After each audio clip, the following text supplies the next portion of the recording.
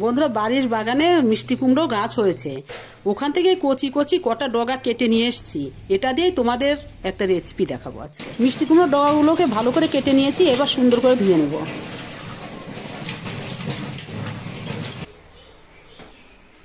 এবার কিছু মটরের ডাল ভালো করে ধুয়ে প্রেসারে সর্ষের তেল ও লবণ দিয়ে ৬-৭খানা সিটি মেরে নেব।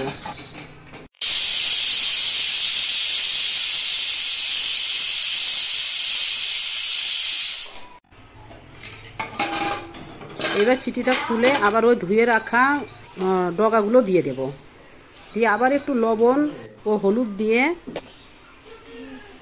আবার একটা সিটি মেরে নেব।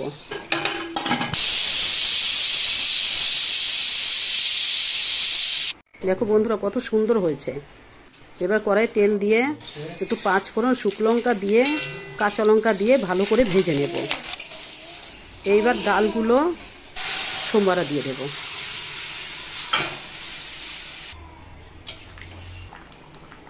এবার টক বক করে যখন ফুটবে, দেখো বন্ধুরা কত সুন্দর কালার চলে এসছে।